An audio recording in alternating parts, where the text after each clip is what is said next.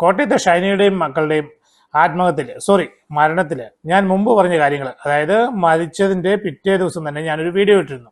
ആ കാര്യങ്ങൾ ഞാൻ ഉറച്ചു നിൽക്കുകയാണ്. ഒരു മാറ്റവും ഇല്ല, ഒരു പശ്ചാത്താപവും ഇല്ല. ഞാൻ എന്തൊക്കെയാ പറഞ്ഞെന്നു? സഭയെ വെറുതെ പഴിക്കരുത്, എല്ലാ കുറ്റങ്ങളും ഭർത്താവിന്റെ തലയിൽ കെട്ടിവെക്കാൻ നോക്കരുത്, ഷൈനിയുടെ വീട്ടുകാരും ഇതിൽ ഉത്തരവാദിയാണ്. ഈ 3 കാര്യങ്ങളാണ് ഞാൻ പറഞ്ഞത്. ഞാൻ ബാക്കി കാര്യങ്ങളിലേക്ക് കടക്കുന്നതിന് മുമ്പായിട്ട് ബൈബിളിലെ 2 വാക്യങ്ങൾ ഞാൻ ഇവിടെ പറയാൻ ആഗ്രഹിക്കുന്നു. റോമർ 2-ാം അധ്യായം 1-ാമത്തെ വാക്യം, യാക്കോബ് 4-ാം അധ്യായം 12-ാമത്തെ വാക്യം. പരിചയമുള്ളവരാണെങ്കിൽ പെട്ടെന്ന് മനസ്സിലാവും, ഇല്ലെങ്കിൽ ഒന്ന് നോക്കിയോളൂ, അല്ലെങ്കിൽ ഞാൻ ഈ വീഡിയോയുടെ അവസാനം പറയാം എന്താണ്. ആത്മഹത്യ മരണം എന്ന് പറഞ്ഞത് അറിഞ്ഞുകൊണ്ട് തന്നെയാണ്. ഇവിടെ 3 പേരും ആത്മഹത്യ ചെയ്തതല്ലോ.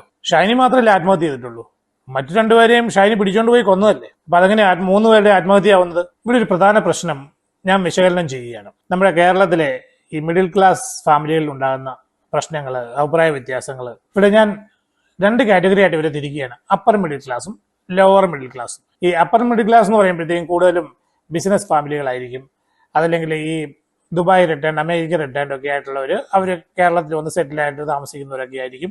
അവരുടെ ആവശ്യത്തിലധികം പണമുള്ളവരാണ്.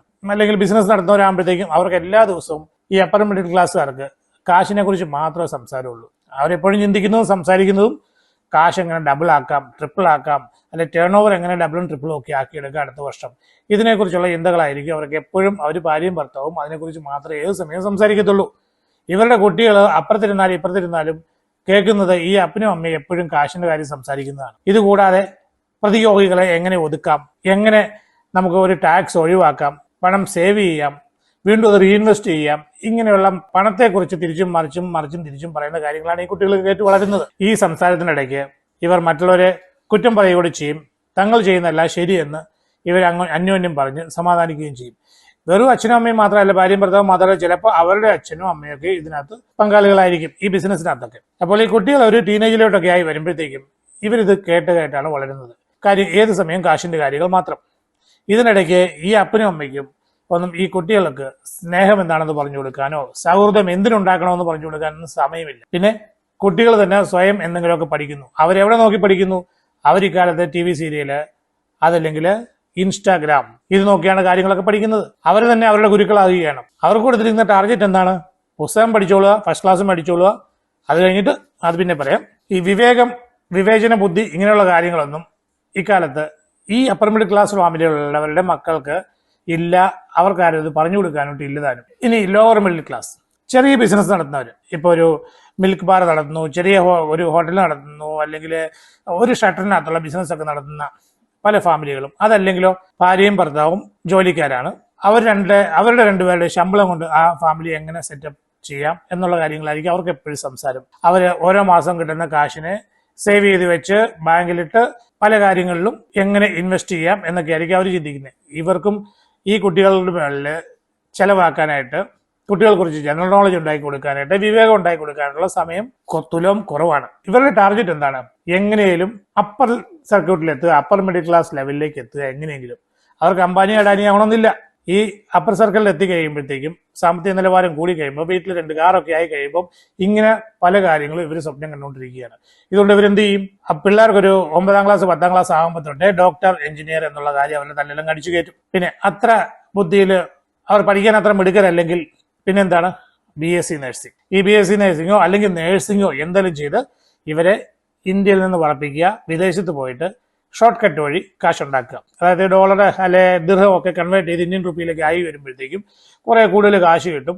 അങ്ങനെ ഏതാനും വർഷങ്ങൾക്കകം നമുക്ക് എത്താം അപ്പർ മിഡിൽ ക്ലാസ്സിൽ. ഇതാണ് ഇവരുടെ ചിന്താഗതി. ഇവരതുകൊണ്ട് കുട്ടികളുടെ മുകളിൽ പ്രഷർ ഇട്ടുകൊണ്ടേയിരിക്കും. പിന്നെ എങ്ങനെയൊക്കെ ഒരു 16-17 വയസ്സ്, ഒരു +2 ഒക്കെ കഴിയുമ്പോൾ അവരെ ഉന്തി തള്ളി ഏതെങ്കിലും ഹോസ്റ്റലിലോട്ട് വിടും. പിന്നെ ഹോസ്റ്റലാണ് അവരുടെ ജീവിതം, ഹോസ്റ്റലാണ് അവരുടെ ഗുരു. അപ്പനും അമ്മയ്ക്കും സമയമില്ല. അവർക്ക് ടാർഗറ്റ് ഒന്നേ ഉള്ളൂ, അവരുടെ ടാസ്ക് ഒന്നേ ഉള്ളൂ, പണമുണ്ടാക്കുക, ജീവിത നിലവാരം ഉയർത്തുക. ഇവിടെ ഞാൻ ഷൈനിയുടെ വീട്ടുകാരെയും ഷൈനിയെയും ഈ ലോവർ മിഡിൽ ക്ലാസ്സിലാണ് കാറ്റഗറൈസ് ചെയ്യാനായിട്ട് ഉദ്ദേശിക്കുന്നത്. ഈ മകളെ, വേറെ 3-4 മകളൂടെ ഉണ്ട്. ഈ മകളെ BSc നഴ്സിംഗ് പഠിപ്പിച്ച് എന്തിനാണ്? തീർച്ചയായിട്ടും ഞാൻ മുമ്പേ പറഞ്ഞതുപോലെ ഇവരുടെ ജീവിത നിലവാരം ഉയർത്താൻ വേണ്ടിയിട്ട്, ജോലി കിട്ടാൻ വേണ്ടിയിട്ട്, വിദേശത്ത് ജോലി കിട്ടാൻ വേണ്ടിയിട്ട് അങ്ങനെ പഠിപ്പിച്ചു. ഈ കൂട്ടത്തില് വിവേകത്തില് അത്ര ഉയർന്ന നിലവാരം പുലർത്താത്ത ഇവരുടെ അച്ഛനും അമ്മയും ഈ കാശിന്റെ കണക്കിടയ്ക്കിടയ്ക്ക് പറഞ്ഞുകൊണ്ടേയിരിക്കും. ഞങ്ങൾ കഷ്ടപ്പെട്ടതിനെ പഠിപ്പിക്കുന്നു, ഈ കാശ് മുടക്കിയത് എന്തിനാണ്, നിന്നെ BSc നഴ്സിംഗ് പഠിപ്പിക്കാൻ വിട്ടത് എന്തിനാണ്, ഇങ്ങനെയുള്ള കാര്യങ്ങൾ ഇങ്ങനെ ഒറ്റയ്ക്കും പെട്ടയ്ക്കും അങ്ങനെ പറഞ്ഞുകൊണ്ടേയിരിക്കും. ഇതുപോലൊരു സ്വഭാവമാണത്. അപ്പോൾ ഈ പഠനമൊക്കെ കഴിഞ്ഞിട്ട് വിദേശത്ത് ഉടനെ പോകാൻ പറ്റാതെ വന്നു കഴിഞ്ഞാൽ പിന്നെ ശാപവാക്കുകളായി.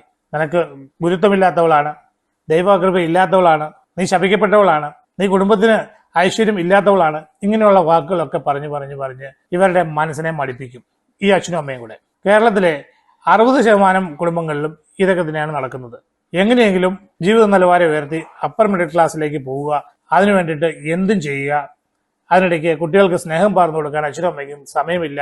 ഒന്നിൽ അവർക്ക് വിവരമില്ല, അല്ലെങ്കിൽ അവർക്ക് സമയമില്ല. ഇവർക്ക് കാശിനെ കുറിച്ചൊരു വിചാരമുള്ളൂ. ഈ മക്കളും ഈ കാശ് എന്നുള്ള കാര്യങ്ങൾ കേട്ട് വളർന്നു വരുമ്പോൾ അവരുടെ ഇടയിൽ, അവരുടെ സഹോദരങ്ങൾക്കിടയിലും ആ ഒരു ഇൻറ്റിമസി നഷ്ടപ്പെടുകയാണ്. അവർക്ക് അങ്ങോട്ടും ഇങ്ങോട്ടും ഉള്ള സ്നേഹമുണ്ടല്ലോ, അത് വെറും ഫോർമൽ ആയിട്ടുള്ളൊരു സ്നേഹമാണ്, ഔപചാരികമായിട്ട് മാത്രമുള്ള സ്നേഹം. എപ്പോഴും എനിക്ക്, ഞാൻ എന്നൊരു ചിന്താഗതി അവരുടെ മനസ്സിൽ അങ്ങ് കിടക്കുകയാണ്. അവരതിനുവേണ്ടിയായിരിക്കും എപ്പോഴും ശ്രമിച്ചുകൊണ്ടിരിക്കുന്നത്. ഒരു ബ്രദർ ദുബായി പോയി കഴിഞ്ഞാലും എൻ്റെ സിസ്റ്ററും എന്നെപ്പോലെ തന്നെ ആയി വരണം എന്നുള്ള ചിന്താഗതി പല ഫാമിലികളിലും ഇല്ല. എന്നെക്കാട്ടിലും കുറച്ച് താഴെ നിന്നാൽ മതി എന്നാണ് അവർ ചിന്തിക്കുന്നത്. ഈ 60% ഫാമിലികളുടെ കാര്യം മാത്രമാണ് ഞാൻ പറഞ്ഞത്. ബാക്കിയുണ്ട് കേട്ടോ, ഇല്ല എന്ന് പറയുന്നതിൽ 40% സ്നേഹത്തോടെയും സന്തോഷത്തോടെയും ജീവിക്കുന്നവരുണ്ട്. അങ്ങനെ ഞാൻ എല്ലാവരെയും ഒന്നിച്ച് ജനറലൈസ് ചെയ്തു എന്ന് പറയില്ല, എന്ന് ചിന്തിക്കരുത്. ഞാൻ 40% പറഞ്ഞത് നല്ല വാക്കുകൾ വീട്ടിൽ എന്നും പറയുന്ന, തരതല പറയാത്ത, അധികം ആവശ്യമില്ലാത്ത കാര്യത്തിൽ സംസാരിക്കാത്ത, ദേഷ്യപ്പെടാത്ത, കുട്ടികൾക്ക് വിവേകം ഉണ്ടാകുന്ന രീതിയിലുള്ള കാര്യങ്ങൾ പറഞ്ഞു കൊടുക്കാൻ കപ്പാസിറ്റി ഉള്ള മാതാപിതാക്കൾ, അതാണ് 40% കാറ്റഗറി ഉള്ളത്. ഇവിടെയും ഷൈനിയുടെ ഫാമിലി ഏത് വിഭാഗത്തിൽ പെടുന്നു? ഈ 60% പെടുന്നു. ഈ ഷൈനി എന്ന പെണ്ണ് വളർന്നു വന്ന എവിടെ? ഇതുപോലുള്ള ശാപവാക്കുകൾ കേട്ട്, കാര്യങ്ങൾ, കാശിന്റെ കണക്കുകൾ കേട്ടാണ് വളർന്നു വന്നത്. ഞങ്ങൾ കഷ്ടപ്പെട്ടു, ഞങ്ങളുടെ സുഖങ്ങൾ വേണ്ടെന്ന് വെച്ചു. പ്രശ്നം അവിടെയാണ്. ഞങ്ങളുടെ സുഖങ്ങൾ വേണ്ടെന്ന് വെച്ചു എന്നിട്ട് മക്കളെ പഠിപ്പിക്കുന്നു. ഇതെന്തിനാണ്? ഞങ്ങൾക്ക് ഭാവിയിൽ സുഖം കിട്ടാൻ വേണ്ടിയിട്ട് ചെയ്യുന്ന ഒരു തയ്യാറെടുപ്പായിരുന്നത്. അപ്പോൾ അവർ മക്കളുടെ മുകളിൽ ഇൻവെസ്റ്റ് ചെയ്യുകയായിരുന്നു. അപ്പോൾ അവർ മക്കൾക്ക് ഒരു ഫാമിലി എങ്ങനെ നടത്തിക്കൊണ്ടു പോകണം എന്നുള്ള കാര്യങ്ങളൊക്കെ പറഞ്ഞു കൊടുക്കാനൊന്നും അവർക്കറിയില്ലായിരുന്നു. അവർക്കെപ്പോഴും അവരുടെ പ്രശ്നങ്ങൾ മാത്രമേ ഉണ്ടായിരുന്നുള്ളൂ. ഷൈനി വളർന്നു വന്നപ്പോഴും എന്താണ് സംഭവിച്ചത്? എന്റെ പ്രശ്നങ്ങൾ എന്ന് എന്നിലേക്ക് ഒതുങ്ങിയ ഷൈനി ഇവൾ വിവാഹം കഴിച്ചൊരു വീട്ടിൽ ചെന്ന് കയറി കഴിഞ്ഞപ്പോഴും, അവിടെ ചെന്നപ്പോഴും അവളുടെ മനസ്സിൽ കിടക്കുന്ന എന്താണ്? ഞാൻ BSc നഴ്സിംഗ് പഠിച്ചതാണ്, ഞാൻ സ്വന്തം കാലിൽ നിൽക്കണം, എനിക്ക് കാശുണ്ടാക്കണം, അല്ലാതെ ഭർത്താവിനോട് ചേർന്ന് നിന്ന് വേദപുസ്തകത്തിൽ പറഞ്ഞിരിക്കുന്ന പോലെ ഭർത്താവിനെ വിശ്വസിച്ച് അങ്ങേരോട് ചേർന്ന് നിന്ന് ദൈവത്തിൽ അഭയം പ്രാപിക്കണം എന്നല്ല അവൾ ചിന്തിച്ചത്. എനിക്ക്, എൻ്റെ. അപ്പോൾ എന്ത് സംഭവിക്കും? ഈ ശാപവാക്കുകൾ കേട്ട് വളർന്നു വന്ന ഈ പെണ്ണിന്റെ വായിൽ നിന്ന് അറിയാതെ തന്നെ ചില തറുതല അനാവശ്യ വാക്കുകളൊക്കെ പുറത്തു വരും. അവിടെയാണ് കുടുംബത്തിൽ പ്രശ്നങ്ങൾ തുടങ്ങുന്നത്, അല്ലെങ്കിൽ തുടങ്ങിയത്. ജാതിയുള്ള തൂത്താ പോകത്തില്ലല്ലോ, പഠിച്ചതല്ലേ പാടുകയുള്ളൂ. കാശുണ്ടാക്കണം എന്നുള്ള ആ ഒരു വിചാരം ഉണ്ടല്ലോ, അത് മനസ്സിൽ അങ്ങനെ രൂഢമൂലമായിട്ട് കിടക്കുകയാണ്. അപ്പോൾ അവളുടെ നാവിൽ നിന്ന് സ്ത്രീ വരില്ല, ഉടക്ക് വർത്താനേ വരികയുള്ളൂ. അതറിയാതെ വന്നു പോകുന്നതാണ്. മനസ്സിൽ ഒതുക്കി വെച്ചിരിക്കുന്ന വിഷമങ്ങളെല്ലാം കൂടെ അറിയാതെ തന്നെ അങ്ങ് തീർക്കാൻ ശ്രമിക്കുകയാണ്. അത് ചിലപ്പോൾ എല്ലാ ദിവസവും ഉണ്ടായെന്ന് വരും. കുടുംബശ്രീയിൽ നിന്ന് ഷൈനിക്ക് വന്ന ഫോൺ കോൾ ചാനലുകാരെല്ലാം നമ്മളെ കേൾപ്പിക്കുന്നുണ്ട്. ഷൈനി എന്ന് പറയുന്ന വ്യക്തി സൗമ്യമായിട്ടാണോ സംസാരിക്കുന്നത്, അല്ലെങ്കിൽ ഒരു അപേക്ഷയുടെ മട്ടിലാണോ സംസാരിക്കുന്നത്? അല്ല, അവൾ ന്യായീകരിക്കുകയാണ്. കാശ് തരാത്തതിന്റെ കാരണം ഭർത്താവാണെന്നുള്ളത് ന്യായീകരിക്കുകയാണ്. അതുപോലെ പറയുന്ന ചില വാക്കുകളൊക്കെ അതൊട്ടും തന്നെ ഒരു മാന്യമായ വാക്കുകളല്ല. പക്ഷെ പലരും അതിനെ ഷൈനിയുടെ ബുദ്ധിമുട്ടുകളായിട്ട് കണക്കാക്കുന്നുണ്ടെങ്കിലും ആ വാക്കുകളെ ഷൈനിക്ക് കുറച്ചുകൂടിയൊക്കെ ഒന്ന് സോഫ്റ്റ് ആക്കാൻ പാടില്ലായിരുന്നു. പറ്റില്ലത്. ഷൈനി കേട്ട് വളർന്നു വന്നത്, സംസാരിച്ചു വന്നത് അങ്ങനെ സോഫ്റ്റായിട്ട് സംസാരിച്ചല്ല, ഒരു ഉടക്ക് സ്വഭാവമാണ്. അപ്പോൾ ഭർത്താവുമായിട്ട് അഭിപ്രായ വ്യത്യാസം ഉണ്ടായതിൽ അത്ഭുതപ്പെടാനൊന്നുമില്ല. ഭർത്താവുമായിട്ട് തെറ്റിപ്പിരിഞ്ഞ്, അതായത് 3 കുട്ടികൾ ഉണ്ടായി കഴിഞ്ഞിട്ട് ഭർത്താവുമായിട്ട് തെറ്റിപ്പിരിഞ്ഞ് സ്വന്തം വീട്ടിലേക്ക് വന്നു. എങ്ങോട്ടാ വന്നത്? വീണ്ടും ഈ ശാപവാക്കുകൾ ഉരുവിടുന്ന മാതാപിതാക്കളുടെ അടുത്തേക്കാണ് വന്നത്. പിന്നെ അവർക്ക് പ്രായമായി, അവരുടേതായ ആരോഗ്യ പ്രശ്നങ്ങളൊക്കെ അവർക്കുണ്ട്. അപ്പോൾ ഈ ഒരു പെണ്ണ് തിരിച്ച് വീട്ടിലേക്ക് കയറി വന്നു കഴിയുമ്പോഴത്തേക്കും അവിടെ എന്താണ് സംസാരം ഉണ്ടാകുന്നത്? വീണ്ടും ആ വർക്കത്ത് കെട്ടവൾ, ആ ഐശ്വര്യമില്ലാത്തവൾ കയറി വന്നിരിക്കുന്നു. പിന്നെ കാശ് മുടക്കി പഠിപ്പിച്ചതിന്റെ കണക്ക് അത് വേറെ. ഇതൊക്കെ അവരുടെ മനസ്സിൽ നിന്ന് വീണ്ടും വീണ്ടും പുറത്തേക്ക് വരും.